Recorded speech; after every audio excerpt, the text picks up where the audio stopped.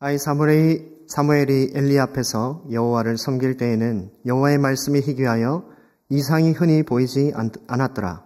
엘리의 눈이 점점 어두워 가서 잘 보지 못하는 그때에 그가 자기 처소에 누웠고 하나님의 등불은 아직 꺼지지 아니하였으며 사무엘은 하나님의 궤에 있는 여호와의 전안에 누웠더니 여호와께서 사무엘을 부르시는지라. 그가 대답하되 내가 여기 있나이다 하고 19절입니다. 사무엘이 자라매 여호와께서 그와 함께 계셔서 그의 말이 하나도 땅에 떨어지지 않게 하시니 단에서부터 브엘세바까지의 온 이스라엘이 사무엘은 여호와의 선지자로 세우심을 입은 줄을 알았더라. 여호와께서 실로에서 다시 나타나시되 여호와께서 실로에서 여호와의 말씀으로 사무엘에게 자기를 나타내시니라.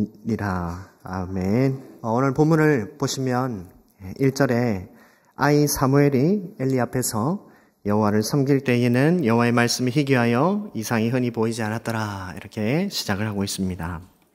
여호와의 말씀이 희귀하다. 이상이 보이지 않았다. 하나님의 침묵이죠. 하나님의 침묵하는 시대라고 말할 수 있겠습니다. 하나님의 침묵은 심판입니다. 하나님의 말씀이 없는 시대는 심판의 시대, 심판의 시간이라고 할 수 있습니다. 왜냐하면 하나님께서 교제하는 그 백성들이 하나님의 말씀으로 교제하기 때문이죠. 그런데 그 말씀이 없으니 하나님과의 교제가 끊어진 상태. 그 상태가 저주고 심판이죠. 하나님이 그들과 함께 하지 않겠다라는 그런 의미도 있습니다. 아모스 8장 11절 말씀을 함께 보시면요. 제가 읽겠습니다. 주 여호와의 말씀이니라. 보라 날이 이를지라. 내가 기근을 땅에 보내리니 양식이 없어 주림이 아니며 물이 없어 가람이 아니요 여호와의 말씀을 듣지 못한 기갈이라. 사람이 이 바다에서 저 바다까지 북쪽에서 동쪽까지 비틀거리며 여호와의 말씀을 구하려고 돌아다녀도 얻지 못하리니 그날에 아름다운 처녀와 젊은 남자가 다 갈아여 쓰러지리라. 아모스의 시대도 그런 시대가 있었네요. 하나님의 말씀을 구하려고 돌아다녀도 얻지 못하는 시대. 양식이 없는 것보다, 물이 없는 것보다 더 큰 기갈이고 기근입니다. 하나님의 심판은 다른 것이 아니라 하나님의 말씀이 없는 것이고 또 하나님이 계시지 않는 것이죠. 하나님의 부재, 하나님과 만나지 못하는 것, 하나님의 얼굴을 가리시는 것, 이것을 다 심판이라 할 수 있겠습니다. 모세가 시내산에 올라가서 40일간 내려오지 않죠. 그때 밑에서 백성들이 모세가 산에서 내려옴이 더딤을 보고 라고 하며 우리를 위해 인도할 신을 만들어내라 아론에게 제초하죠. 그래서 아론이 금송아지를 만들고 이 금송아지가 애굽에서 너희를 인도한 여호와다, 신이다, 그렇게 하며 그에게 금송아지에게 번제를 드립니다. 그리고 산 밑에서 축제가 벌어지죠. 하나님께서 그것을 아시고 다 진멸하려고 했습니다. 그러나 모세가 중보하여서 그들이 죽지 않게 되죠. 그리고 모세가 산 밑으로 내려왔을 때에 그 모습을 보고 돌판을 집어던지고 금송아지를 불살라 갈아서 다 물에 뿌려서 마시게 합니다. 그 일이 있은 후에 가나안 땅에 하나님께서 가나안 땅으로 가라 하시죠. 올라가라. 그런데 뭐라고 하시냐면 출애굽기 33장 3절에 보면 너희를 젖과 꿀이 흐르는 땅에 이르게 하려니와 나는 너희와 함께 올라가지 아니하리니 너희는 목이 곧은 백성인즉 내가 길에서 너희를 진멸할까 염려함이니라. 가나안 땅을 가라 하셔놓고는 나는 안 가겠다 그렇게 하고 있습니다. 여러분, 가나안 땅에 들어가는 의미가 뭡니까? 가나안 땅이 왜 가나안 땅입니까? 하나님이 약속하신 땅인데 왜 들어가려고 하느냐? 그곳에서 하나님이 그들과 교제하기 위해서이죠. 하나님이 약속하신 땅에 그곳에서 예배하고 하나님과 교제하기 위해서 그것을 주시겠다 약속하셨죠. 그것이 구원이고 안식이죠. 그런데 하나님이 없으면 가나안 땅의 의미가 없어지는 거죠. 가나안 땅에서 농사 짓고 집 짓고 결혼하고 아이 잘 낳고 행복하게 살면 되는 거 아닙니까? 그러면 잘 사는 거 아닙니까? 그런데 그게 아니죠. 하나님이 없는데 무슨 행복이 어디 있겠습니까? 그것은 하나님이 약속하신 것이 아닙니다. 이스라엘이 가나안 땅에 들어가는 목적이 그것이 아니라는 거죠. 하나님이 없는 가나안 땅은 가나안 땅이 아니죠. 하나님의 부재가 심판이며 또 하나님과의 교제의 단절이 저주입니다. 사무엘 시대가 바로 하나님의 침묵의 시대, 그 시간, 심판의 시간이었습니다. 그것을 또 다른 말로 오늘 2절에 이렇게 말하고 있습니다. 2절에 보면 엘리의 눈이 점점 어두워가서 잘 보지 못하는 그때에 라고 하고 있어요. 눈이 어둡다. 엘리의 눈이 어두운 것은 실제로 어두웠을 수도 있고, 성경에서는 이 눈을 판단력, 분별력으로 그렇게 의미를 할 때가 많습니다. 하나님이 보시기에 좋았더라. 하나님이 보시기에 악하였더라. 이것은 하나님의 판단이죠. 이삭의 눈이 어두워졌다. 하나님의 보여주셨던 뜻을 저버리고 에사에게 축복하려고 했죠. 모세는 죽을 때 그 눈이 흐리지 않았다라고 말합니다. 죽을 때까지 영적인 분별력이 흔들리지 않았던 그런 사람이었죠. 그래서 이 엘리의 눈이 어둡다라는 것은 영적인 분별력이 없어졌다, 판단력이 흐려졌다라는 뜻도 되는 것입니다.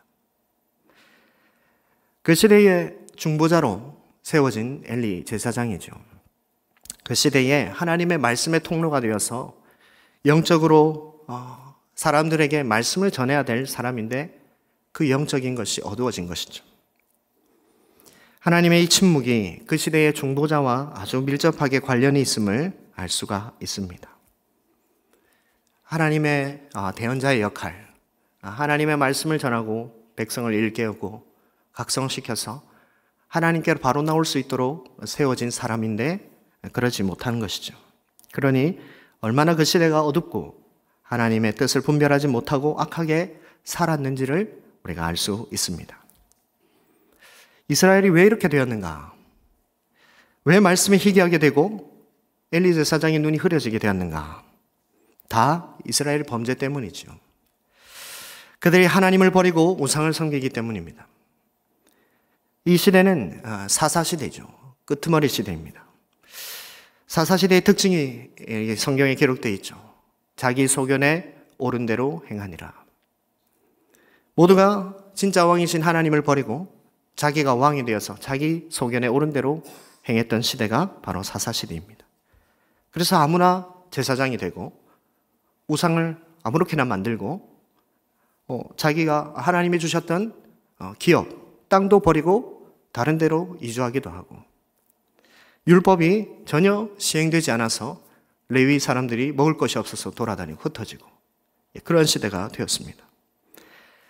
삼손이 사사의 거의 마지막 시대인데요. 그때는 아예 블레셋과 동화되어서 하나님을 섬겨야 될 백성들이 하나님을 섬기지 않고 블레셋을 섬기죠.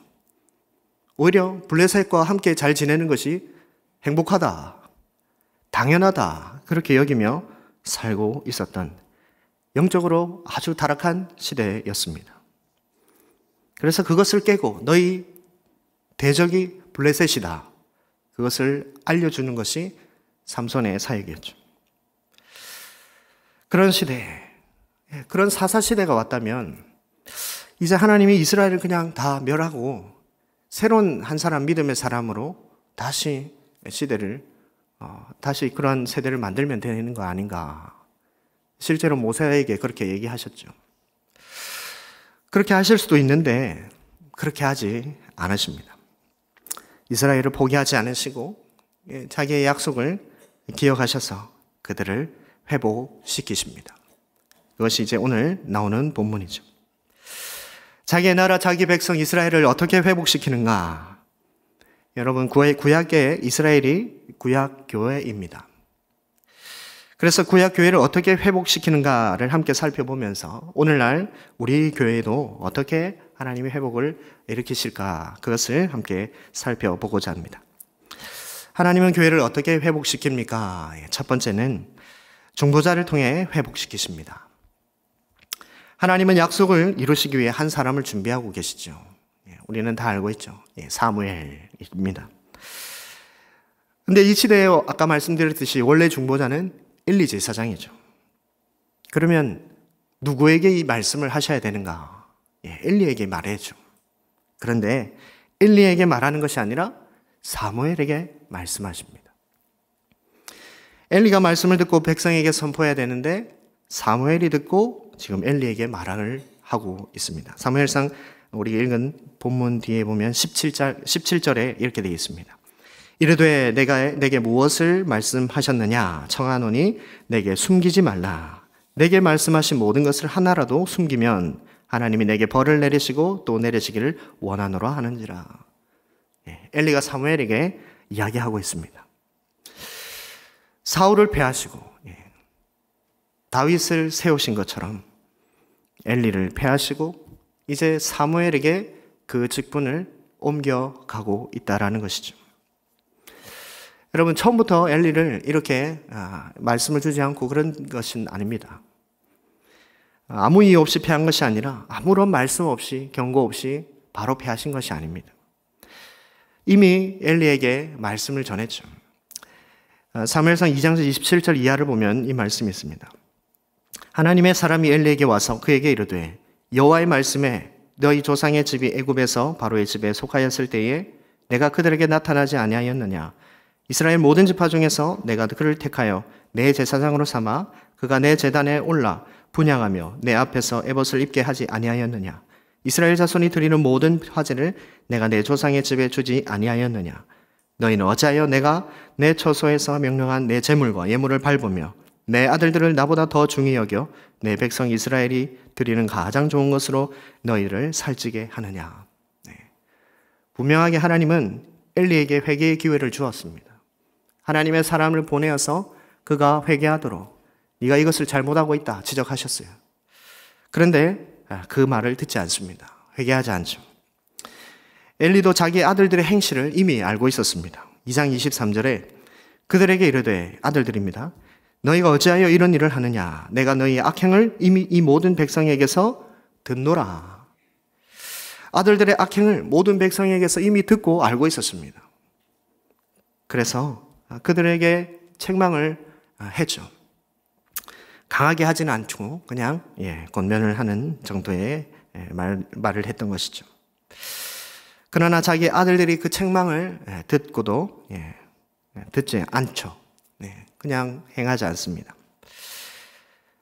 왜냐하면 하나님께서 이들을 죽이기로 정하셨기 때문이다 말합니다. 2장 25절에 그들이 자기 아버지의 말을 듣지 아니하였으니 이는 여호와께서 그들을 죽이기로 뜻하셨음이더라. 이런 경고의 말씀에도 불구하고 집안 전체에 엘리 제사장 집안을 심판하심으로 하나님께서는 구원을 이루어 가십니다. 그의 직분을 빼앗아서 사무엘에게 주시죠. 그래서 사무엘을 통해서 구원을 이루어 가십니다. 여러분, 하나님이 세우신 중보자가 범죄하면 그를 패하시고 다른 중보자로 세우셔서 하나님의 약속을 이루어 가시죠. 이 중보자의 범죄는 곧 심판입니다. 그가 회개하여서 돌아오지 않으면 그 누구도 그를 위해서 기도해 줄 사람이 없습니다. 다윗이 범죄했을 때 하나님께서 징계하셨죠. 그도 회개해서 그나마 하나님께서 그렇게 회복시켜 주셨는데 원래는 그를 중보해 줄 사람이 없습니다. 엘리가 아들들에게 이런 말을 했습니다. 25절에 보면 사람이 사람에게 범죄하면 하나님이 심판하시려니와 만일 사람이 여호와께 범죄하면 누가 그를 위하여 간구하겠느냐. 누군가가 범죄하면 중보자가 그를 위해서 기도하면 하나님이 용서해 주시기도 합니다. 그러나 중보자가 범죄하면 그를 용서를 구할 자가 없는 것이죠. 그래서 중보자의 범죄는 심판으로 곧장 이어지는 것입니다. 하나님께서 엘리의 집안을 심판하십니다. 하지만 하나님은 사무엘을 준비시키시고 그를 통해 이스라엘의 회복, 구원을 이루어 가시죠. 여러분, 사무엘은 누구를 보여주고 있는 것일까? 사무엘은 우리의 영원한 중보자 되신 예수 그리스도를 예표하고 있습니다. 우리가 스스로 우리 스스로가 구원하지 못하죠. 우리는 반드시 구원자가 필요한 존재입니다.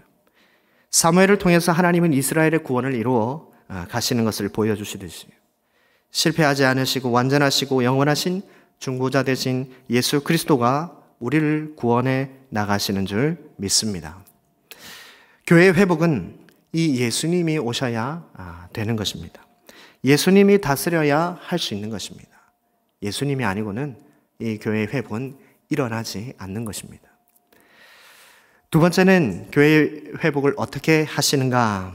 말씀을 통해 교회를 회복하십니다. 첫 번째는 중보자를 통해서, 두 번째는 말씀을 통해서 하신다. 하나님께서 사무엘에게 말씀을 주시지요. 하나님의 말씀이 임하였다라는 것이 왜 중요합니까? 바로 하나님의 말씀이 임했다는 것이 회복의 시작이기 때문입니다. 하나님이 오셨다라는 것이죠. 하나님이 이제 그들과 관계를 회복하여 하기 위해 먼저 찾아오신 것입니다. 여러분, 사무엘이 먼저 구한 것 아닙니다. 하나님께 구한 것도 아니고 하나님께 기도한 것도 아닙니다. 하나님을 찾는 것도 아니었어요. 일방적으로 하나님이 찾아오셨고 하나님이 구원을 시작하신 하나님의 은혜이죠. 오늘 7절 보면 3장 7절에 보면 사무엘이 아직 여호와를 알지 못하고 여호와의 말씀도 아직 그에게 나타나지 아니한 때라. 하나님의 말씀이 한 번도 임한 적이 없죠. 사무엘에게. 사실 사무엘은 나이도 이 성막에서 섬길 수 있는 나이가 아니었습니다. 오늘 1절에 아이 사무엘이라 이렇게 시작하고 있죠. 요세푸스는 이때의 사무엘 나이를 12세로 봅니다. 성막에서 섬길 수 있는 나이가 아니죠. 레위인들이 성막에서 봉사할 수 있는 나이가 25세부터 시작합니다. 그리고 진짜 본격적으로 섬기는 것은 30세부터 섬길 수 있습니다. 나이부터 되지 않죠. 그리고 또 사무엘은 레위인이 아닙니다. 에브라임 지파 엘가나의 아들이죠. 레위인도 아니고 나이도 되지 않는 사무엘입니다.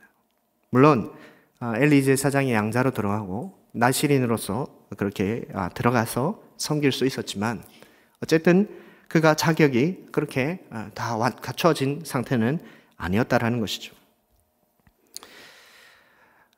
여러분, 말씀이 우리를 회복함을 믿습니까? 말씀이 우리를 회복함을 믿습니까? 아멘. 여러분, 두려움에 있던 엘리야에게 하나님의 말씀이 임하여서 엘리야야 내가 어찌하여 여기 있느냐, 그 말씀을 듣고 힘을 내서 다시 일어나죠.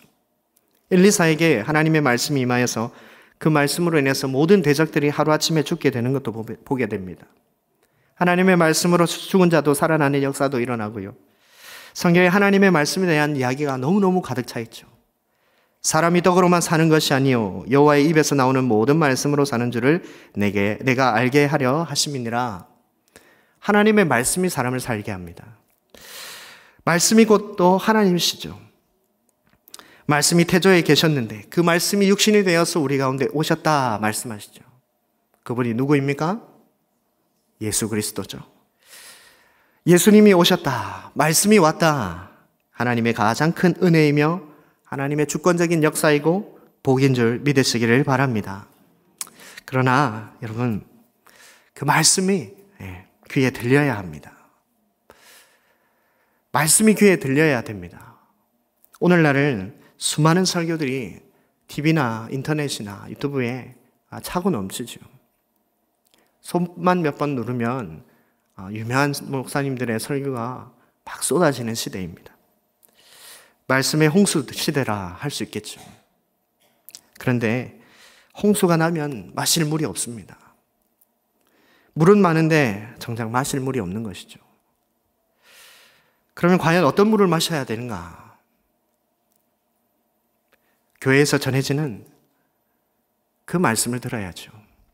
우리 교회에서 전해지는 말씀을 들어야 합니다. 다른 곳에서 말씀을 찾을 것이 아니라 교회에서 전해지는 말씀, 우리 교회 강단에서 선포되는 말씀을 듣고 마셔야 되는 것이죠. 여러분, 많은 말씀을 듣고 그 말씀대로 살려고 합니까? 그 말씀에 순종하려고 하십니까? 말씀을 왜 듣습니까? 우리가 말씀 듣는 이유가 내 귀를 만족하게 하기 위해서입니까? 그것은 예배를 구경하는 사람들이 하는 짓이죠. 말씀을 내 삶에 적용하고 그 말씀대로 살기 위해서 우리가 말씀을 듣죠. 그렇다면 너무 많은 말씀을 들으면 어떻게 됩니까? 내 삶에 적용이 됩니까? 일주일에 딱 한 말씀, 주일 강단에서 선포되는 그 말씀을 듣고 그 말씀을 붙잡고 살아가야죠. 살아내야 하죠. 많은 말씀을 들으면 어떻게 그 말씀을 내 삶에 적용할 수 있겠습니까? 한 가지도 적용하기 어려운데. 주일에 주시는 말씀을 딱 붙잡고 일주일 동안 살면서 세상과 부딪히고 싸우고 몸부림치고 그렇게 살아가야 됩니다. 그래서 내 삶 속에서 역사하시는 하나님을 경험해야 되는 것이죠. 여러분은 예배를 구경하십니까? 아니면 예배를 드리십니까? 말씀을 내 삶에 적용하지 않으면 구경꾼입니다. 마음을 열고 주님의 말씀을 듣고 믿고 그 말씀대로 살아가야 되는 것이죠. 이러므로 우리가 하나님께 끊임없이 감사함은 너희가 우리에게 들은 바 하나님의 말씀을 받을 때에 사람의 말로 받지 아니하고 하나님의 말씀으로 받음이니 진실로 그러하도다. 이 말씀이 또한 너희 믿는 자 가운데서 역사하느니라. 아멘. 강단에서 선포되는 말씀을 하나님의 말씀으로 받는 사람에게만, 그 말씀을 믿는 자에게만 하나님이 그 사람 삶 속에서 역사하신다라고 말씀하고 있습니다. 우리 옆 사람에게 이렇게 이야기해 줍시다. 저 이런 거 잘 안 시키는데. 예. 말씀 좀 믿읍시다. 예. 예. 구경꾼 되지 맙시다. 예. 말씀을 제일 좀 믿어야 됩니다. 그리고 구경꾼이 아니라 예배자가 되어서 하나님의 말씀을 듣고 내 삶에 적용하려고 노력해야 돼요. 그러지 않으면 아무 역사가 일어나지 않습니다. 주일에 선포되는 이 말씀 꼭 받아들여서 순종하는 마음으로 내 삶에 적용하여 내 삶에서 역사하시는 하나님을 경험하는 우리 모든 성도님들 되기를 주님의 이름으로 축복합니다. 세 번째, 교회는 어떻게 회복되는가? 성령의 역사하심이 있어야 교회가 회복됩니다. 오늘 말씀을 보면 사무엘이 어디에 있는가 이렇게 되어 있습니다. 3절에 사무엘은 하나님이 교회에 있는 여호와의 전 안에 누웠더니 라고 되어 있습니다. 사무엘이 어디 있습니까? 성막 안에 있습니다. 성막 안에. 하나님의 교회가 있는 하나님의 전 안에 있습니다. 거기에 밤이 되어서 자려고 누웠어요. 거기 왜 누웠을까요? 거기 뜨뜻해서 좋습니까? 네. 조용하고 뜨뜻하고 그래서? 아니죠. 사무엘은 지금 등불을 관리하기 위해서 누워 있는 것이죠. 성소 안에는 금촛대가 있습니다. 등불이 7개로 된 촛대가 있는데 이 등불은 절대로 꺼트리면 안 된다 말씀하고 있어요. 근데 그 임무가 제사장에게 주어졌거든요. 근데 엘리는 자기 처소에 누워 있고 사무엘이 그 등불을 관리하고 있습니다. 꺼트리지 않기 위해서. 굉장히 중요한 일입니다. 왜 중요한가? 이 7 등불이 상징하는 바가 있기 때문이죠. 7 등불이 무엇을 상징하느냐? 성령을 상징하기도 하고 하나님의 눈도 상징합니다. 여러분, 이 금촛대에 새겨진 형상이 뭔지 아십니까? 살구꽃 나무입니다. 살구나무죠, 살구나무. 살구나무로 이렇게 형상이 되어서 그 안에 형상을 새겨서 만들어졌는데요. 이 살구나무가 히브리어로 샤카드라는 단어입니다. 이 단어는 2가지 의미로 사용됩니다. 하나는 살구나무, 하나는 지키다, 파수하다, 똑같은 단어인데 두 가지로 쓰여집니다.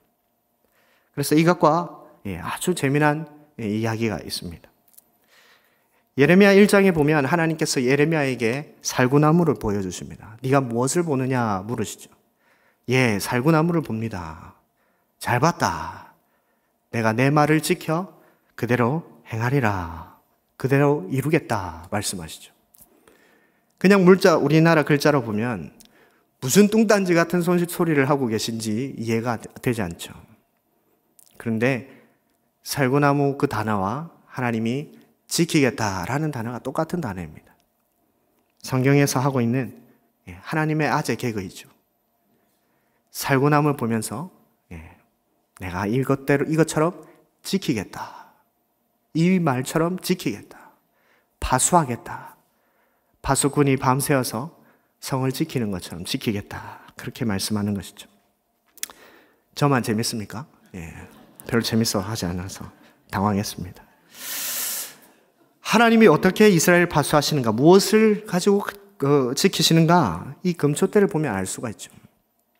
성막 안에 금초대의 맞은편에 뭐가 있습니까? 떡상이 있습니다. 이 12개의 떡이 있는데 이 떡을 무엇을 상징하느냐면 12지파를 상징합니다. 맞은편에 세워놓고 그것을 비추게 합니다. 이것은 바로 하나님이 자기 백성을 등불이 되어 지킨다, 파수한다, 그것을 보여주고 있는 것이죠. 파수꾼이 성을 파수하듯이 하나님이 밤새 성을 지키신다. 하나님이 백성들을 지키고 계시다. 그래서 제사장들에게 등불을 꺼뜨리지 말아라. 그것을 말씀하고 있는 것이죠. 왜냐하면 하나님이 졸지도 아니하시고 주무시지도 아니하시고 이스라엘을 지키고 계시기 때문입니다. 계시록 2장 18절에 보면 그 눈이 불꽃 같고 그 발이 빛난 주석과 같은 하나님의 아들이라고 말하죠.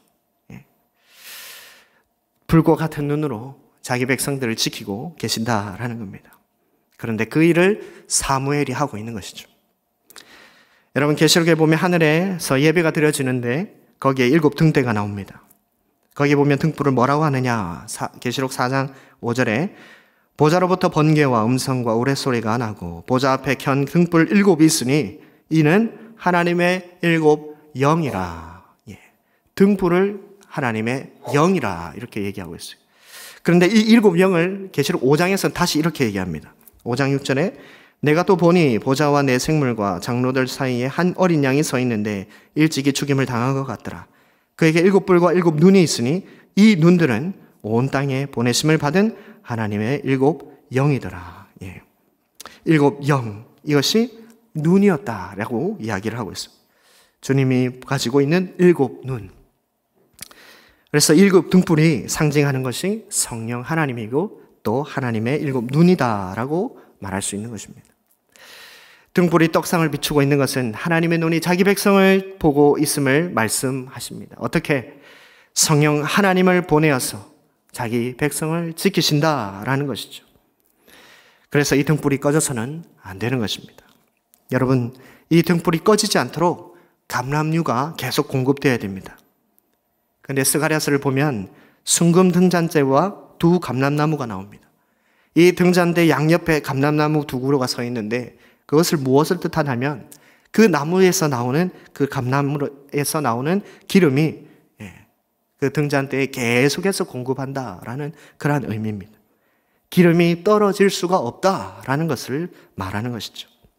그래서 스가랴에 그 말씀을 하시고 나서 이 말씀을 하십니다. 스가랴 4장 6절입니다. 만군의 여호와께서 말씀하시되 이는 힘으로 되지 아니하며 능력으로 되지 아니하고 오직 나의 영으로 되느니라. 이 말씀을 주시거든요.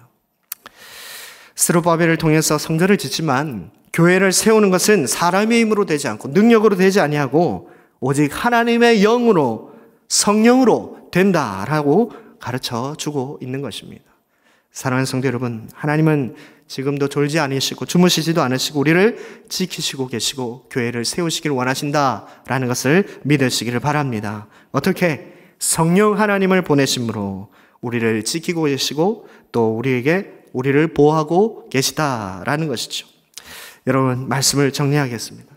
교회의 회복은 바로 우리에게 반드시 일어나야 되는 것입니다. 어떻게 회복되는가? 예수 그리스도가 함께 계심으로 회복됩니다. 말씀이 임함으로 회복이 됩니다. 성령 하나님의 역사하심으로 되는 줄 믿습니다. 한국교회의 회복과 우리 교회의 회복과 또 각 성도들의 영적인 회복이 이 세 가지로 인해서 회복될 것을 믿고 날마다 예수님으로 충만하게 되고 말씀으로 충만하게 되고 성령으로 충만하게 되도록 기도하시기를 바랍니다. 예수님이 다스리는 우리 교회, 예수님이 다스리는 우리 가정이 되게 하여 주시옵소서. 이 강단에서 선포되는 말씀을 통해서 하나님의 말씀을 듣게 하옵소서. 성령 하나님이 우리 교통하심으로 우리 교회가 하나님이 기뻐하시는 교회가, 교회다운 교회가 되게 하옵소서. 이 간구로 부르짖는 우리 모든 민족교회 성도님들 되시기를 주님의 이름으로 축원합니다. 아멘.